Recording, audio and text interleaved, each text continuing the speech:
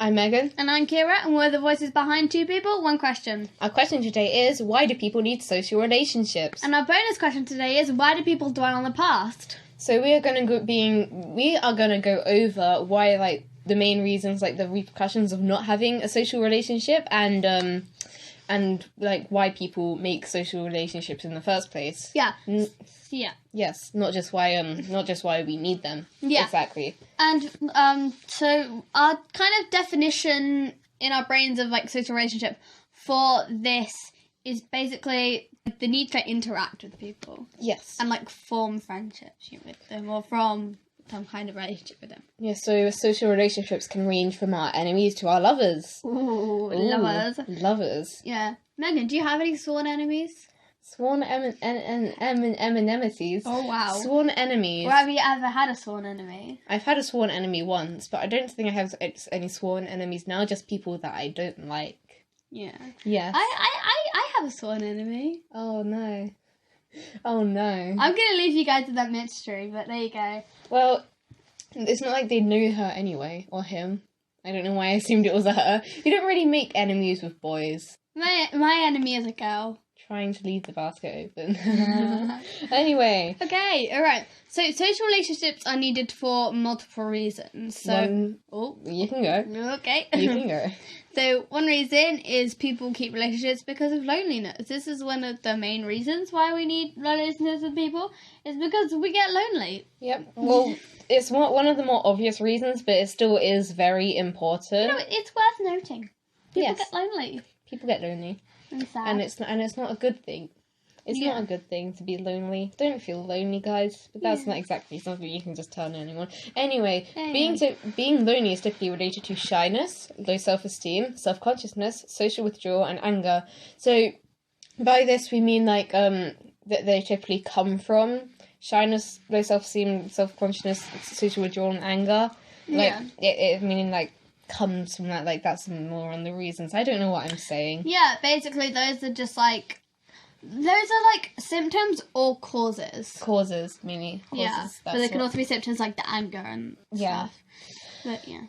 So, feeling lonely is a very normal thing to feel, and it can be very frightening or stressful to certain people. Mm-hmm. Some people might feel it to like a very strong extent, which isn't good. Yeah. You might want to see like someone professional to help you with that, because although it's a very normal thing to feel, it's excessive amounts of it can be unhealthy, and these kind of things can be treated through group therapy and different community events. Yeah, and like obviously having a bit of like, I'm gonna use a really like weird word right now. FOMO stands for fear of missing out. And like that's very normal, but if it comes to a very like a large extent where it becomes full-blown like loneliness and like isolation, then that is not a good thing, and it's not normal to be super lonely and sad. It's normal to feel lonely, but it's not well, it may not be abnormal to feel like excessive amounts of loneliness, but it's not healthy, because things like this can result in like social isolation, depression, substance abuse, and poor sleep and attitude towards people. And we don't want to be mean to our friends. Yeah, because be nice to your friends. Yeah, Kira's staring at me. I wasn't the nicest today. It's okay. She's. I'm stressed. But, you're tired. Yeah, I'm tired. But well, if you're mean to your friends, then that means that you're not going to have as much relationships, and it's just like a full-blown cycle. You don't get any friends, you get more lonely, and then the whole cycle repeats. Because you get lonely, you be mean, you get rude, you lose friends, you get lonely, and then it just continues. It's just a vicious cycle before you break out and you stop being nice to people. Because you don't want to be lonely anymore. Loneliness isn't a nice feeling. Yeah. It's not a nice feeling. Okay, alright. As humans evolved, they became dependent on socializing. So, like, prehistoric species of human, like, prehistoric versions of human, like, kind of, like... Cavemen. Pre-cavemen, actually. Like Pre-cavemen. Pre-cavemen. They didn't really need these, like, relationships to kind of form and socialize with others.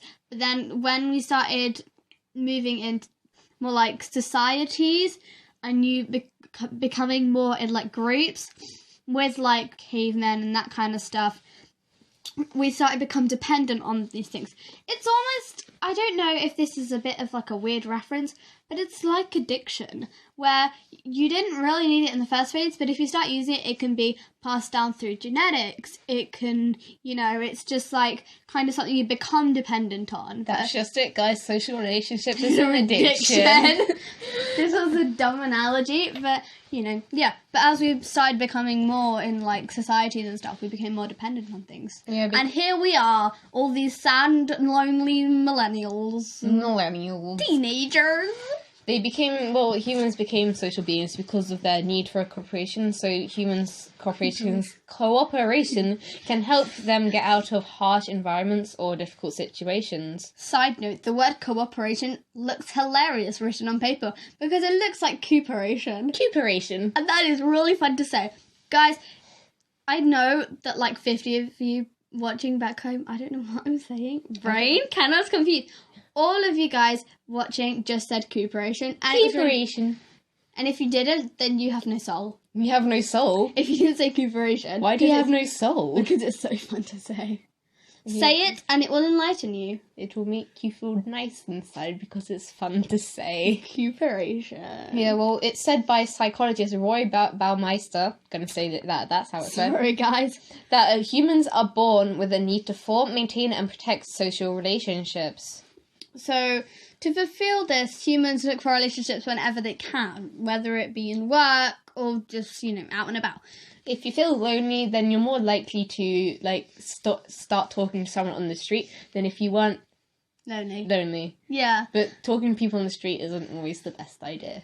Yeah. Unless you need help. Stranger danger, guys. Stranger danger, guys. Yeah. But we can see this need from birth where, obviously babies having relationships with their mothers or like parental kind of relationships, and then obviously forming friends. And there will be like certain types of people that you'll be drawn to with like friendships and stuff. But sorry guys. But yeah. Well, relationships can bring emotional and physical benefits. Ooh. So, social relationships give us support and confidence through harder times. They can also give us happiness. They are fun, relaxing, and enjoyable. Sorry, I'm reading Megan's notes right now, and it literally feels so ridiculous. Because I feel like an advert for social relationships, It's like fun, relaxing, and enjoyable. Buy a social relationship today. Buy one, get one free. Ooh, fun. Yay! Socially. Yeah, and a lot of our happiest moments are made with our friends. Yeah. You won't find, if you dig deep in your memories and think of the good times, if you look back on a memory and you feel happiness, then they're most likely with your friends. But they also might not just be with your friends. It might be getting something that you wanted, but that's also brought on by friends. Or anyone you have a relationship with. Everything is from friends. I don't think that anyone can say that they have a really good memory that doesn't have something to do with someone they have a relationship with. That'd be friends or family or... Mm-hmm. Anyways, so having friends can result in material benefits. Ooh, this may be money or food to help us survive. Yeah, guys, be gold diggers, but for your friends. But for your friends. Human beings are seen as more likely to share necessities with our close friends. Yeah. So these might be things such as money or food.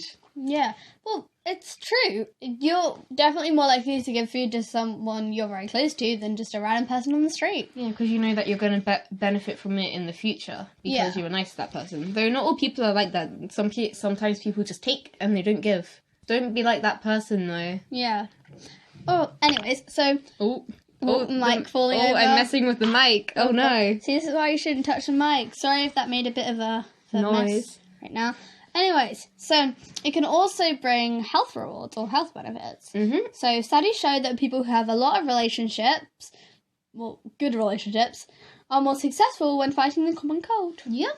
It's a weird fact. I don't know the science behind it. I don't know the science about a lot of things. I think I kind of have an idea about it. Where basically, you're fighting for someone. No, if you're happy, then you're more likely to have a happier attitude and believe happier things. Believe that you're going to get better. But how does that make you better? Placebo. Placebo. Placebo effect. We talked about that in our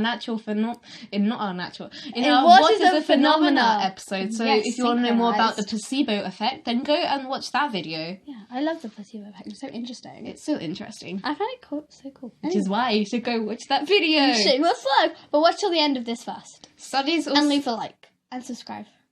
Studies also show those with strong social network are twice as likely to survive a heart attack. So these are people with like strong connections to people. Yeah.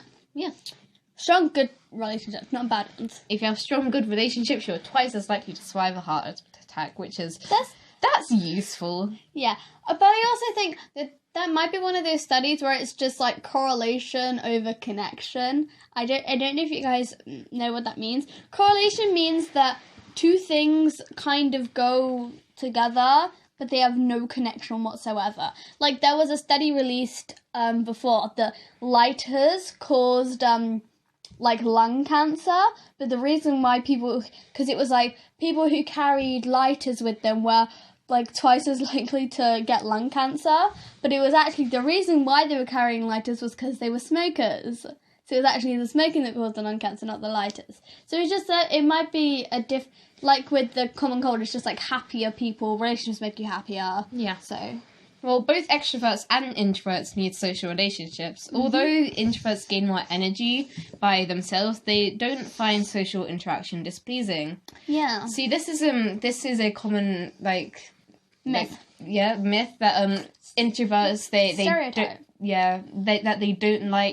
They don't like social interaction at all, which isn't true. They just find it kind of draining. They enjoy it, but they can't do it all the time because they start feeling too tired after a while. As a former introvert, Megan can testify. Haha, yes. In year 7, she wouldn't talk to anyone. I mean, I wouldn't say that I'm not an introvert now. Like, I'm not as much as an introvert as I was. Yeah. I still prefer to be by myself than with other people. But, hey. So introverts gain... That makes me feel real good. Yeah, you should. That's just me, Kira. It's not you. I know. Introverts gain the same benefits as anyone else that does. That's come with relationships. Introverts gain the same benefits that come with a relationship as any other person. Yeah. So English. Whether it be an extrovert or the other person that I can't remember the name of. Ambivert. But it's when you're a mix. That's probably more like me. Yeah. Depends on how I'm feeling. Sometimes I'm like a proper introvert and I don't want to talk to anyone. Then sometimes I want to be as loud as possible. Mm-hmm. That's often when I've had sugar, though. Anyways, extroverts are more likely to hold social relationships than introverts. Introverts, resulting in higher benefits. So some extroverts will find higher benefits, but that's mainly just because they have more of them, and they are more likely to keep them up, like keep interacting with those people. So now we're going to move on to why people make social relationships, and there are like multiple reasons for like attraction to other people. It's called the multiple areas of attraction, which is so one of which is personal attraction. So people are naturally drawn to attractive people. Like, as much as you like to say that that you think that personality is over a top looks, it's it's through genetics that you're more drawn to people that are attractive, more pleasing on the eyes. Do you guys want to know why that is? Why? Well, it is because people who are more attractive are seen to be more healthy, and in our weird little caveman brains, people who are more healthy are more fertile. So it's more likely chance of producing offspring. Yep, and that's the whole human purpose. See, just like make yourself be healthy. Make yourself and then be you'll healthy. Be attractive. And then you'll be attractive. To weird caveman brains. Yep. So what a person considers attractive is always down to their opinion. So someone that seems attractive to one person may not seem attractive to another person. Yeah, that definitely happens all the time. Mm-hmm. That's just how life is. Yeah, and it's also shown that some studies show that children as early as 6 months old prefer looking at pictures of attractive people and unattractive people, which just shows This, obviously, I put these in quote marks because, obviously, attractive and unattractive are always seen in the eye of, like, who's seeing them. Yeah, this is the problem with podcasts, is you can't see, like, our facial expressions or what we're doing with our hands while we're doing stuff. So when Megan said those words, voice crack, jeez. She, like, did little finger quote marks. Yeah, like... But that, you can't see it. Yeah, like, they're in strong quotation marks because it is always in a person's opinion. Yeah. So maybe a baby would see one picture and think it was unattractive, and maybe another baby would see a picture and think it was attractive. But how are we supposed to know what's going on in the little baby It all brains? depends how you're brought up and how your life is. Who you are brought up around, Yeah. I would say. Yeah. Which brings us to our next one, which is... area of attraction is physical proximity. So this refers to like the proximity around us, so that's like the area around us, and people living in a closer area tend to form stronger relationships together. So social media has shown to minimise our physical attraction in terms of proximity. So obviously you'd be attracted to someone who lived closer to you, or just you saw a lot in like closer, because obviously you would form a better relationship with them because you'd be seeing them more often. Also, it'd just be more convenient. Again, caveman brains. You guys are just like hearing about my weird knowledge of the human brain. Anyway, yeah. This is why we have a weird brain podcast. Alright, so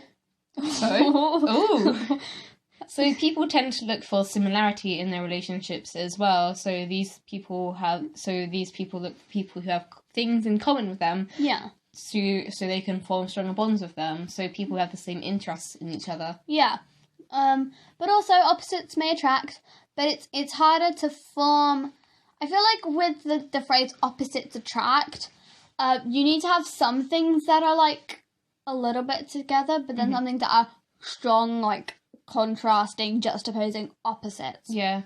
But, so maybe these aren't like always just interests that are contrasting. It might just be like the personality that's seen as contrasting. Yeah, because often you need to have similar interests, but like your personalities are like completely different. So this kind of thing allows relationships to be more comfortable and familiar.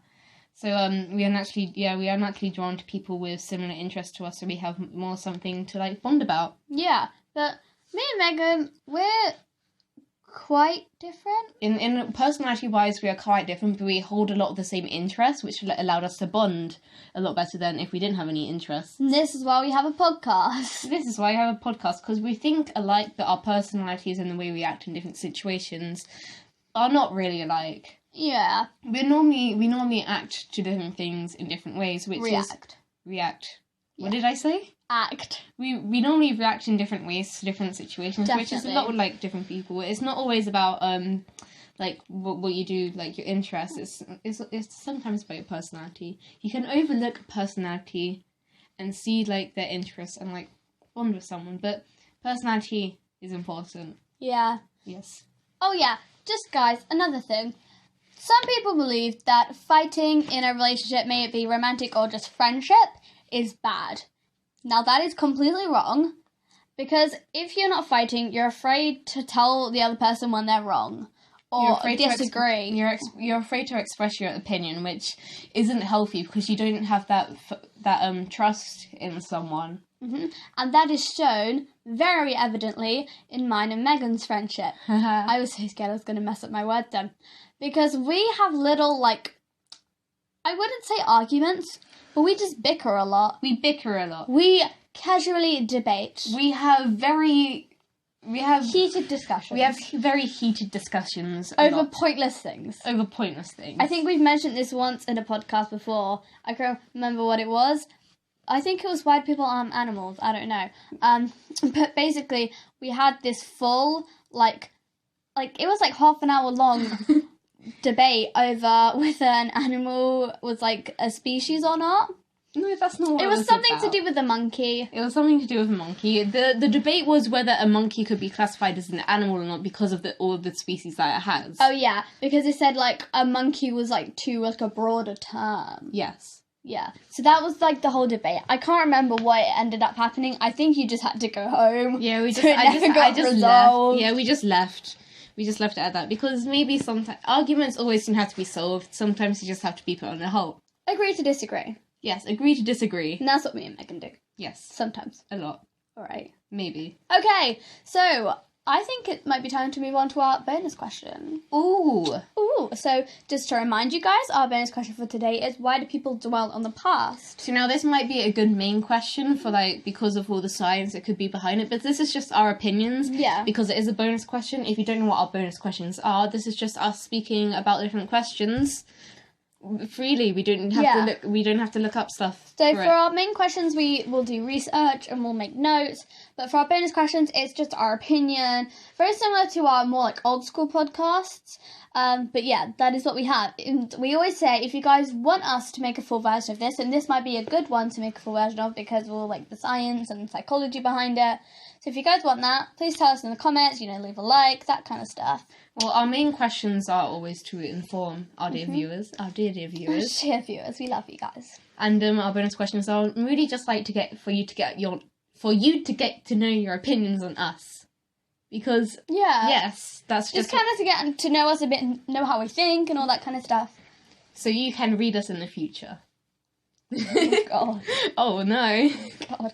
That took a weird turn. But yeah, so shall we start? So, Megan. Yes. Why do you think oh, God. I tried to be cool then, it didn't work. Why do you think people dwell on the past? Now, Kira. Oh, no, not the mic. Not again. Now, Kira, I think that people dwell on the past because, Oh, no. And we're back, guys. We've sorted out our mic. We're on the floor right now. Yeah, if you guys basically... So we have recorded podcasts in many different places. Mm-hmm. We have recorded them in a small cafe by our school. We have recorded them in Costa. We've recorded them more recently in my house. And so we've done a couple downstairs, but most of the time we do it in my bedroom. Sometimes we'll do it sitting on my bed, but it doesn't really work with the mic, like the new one. Sometimes we'll do it at my desk, but I've only got one chair. So most of the time, we'll sit on the floor. Not only does that cause a lot of backache, like I'm feeling right now, but it's also kind of hard for a mic, because if we hit the floor, or if we, like, accidentally knock it... or, like, just change positions. Yeah, it's just not stable. It just falls. Or if we, like, accidentally play with, like, the legs, which I do a lot subconsciously. It'll just fall over. It'll just fall over. So anyway, Kira, I believe that people dwell on the past because... Oh, what was I gonna say? My calamity. It's made me. I feel like people dwell on the past because even if it is a bad memory, that it still holds something good in it. Yeah, every bad memory has something good inside of it. Mm-hmm. So every bad memory will end, and it will always end because either you got over it, which means that something better happened in your life to look over it. Or maybe something came along and resolved it, like maybe a friend, maybe another situation came and resolved it, like a good thing. So I think that's why we dwell on the past, because we believe that something good will come out of anything that we do. Yeah. Oh, yeah. That does remind me of something. I'm always the one that makes references to, like, weird stuff, like pop culture and stuff. But you know the Pixar movie Inside Out? That's what I was thinking when I said it. It has, like, the half and half, like... Yeah. Like, towards the end of the movie, I won't give any spoilers away, if you guys haven't seen it. It's so stupid. Towards the end, the little memory balls, they have, like, half and half colours, like half good and half bad, yeah. So, yeah, I was saying that, and I realised, oh, this sounds like Inside Out. Yeah. Also, a bit of a bone to it with that movie. Why are there 4 bad emotions and 1 good one? That's not accurate. That is not good. It's like one happy and it's just like controlling everything. Life isn't based on bad emotions. There are always good emotions, such as love for something, excitement for something. That one good emotion is kind of trying to control everything, which isn't good. Yeah. Especially for such a happy character. Like in the beginning of the movie, she's so happy. Yeah, we always try to prioritize our happiness over other things. Yeah. Anyways, all right. Now that little mini rant is over, let's continue. Kira, why do you think people dwell on the past? So yeah, mine is kind of like this point at least is a bit of the opposite of what you just said. Ooh. Is if you are going through like a bad time or something, you want to keep hold of those like really good memories and really like grasp strings and bring them back and stuff, that kind of things. Mm-hmm. But also I'd like to say that maybe we hold on to like bad memories to learn from them. Yeah, because well, it's hard to dwelling on the past, it can be like seeing different things. It can be like just a few minutes away, maybe like a long time away. It'll be a lot harder to stop dwelling on. It'll be a lot easier to stop dwelling on the past when it's something very far away. Yeah. However, when it's something that happened like a few minutes ago, like something embarrassing, which happens to me a lot, when I overreact to different things, a lot of the time when it's getting the bus, because I hate getting the bus, because I always worry that I'm doing something wrong. Oh, that's the thing. I have this weird thing where I don't like walk. Like if I'm in a big group, I don't like being at the front because I'm scared I'll forget where I'm going. Yeah, that's why I don't. It's a weird fear of mine. Yeah, so I remember one time I was walking home from school, and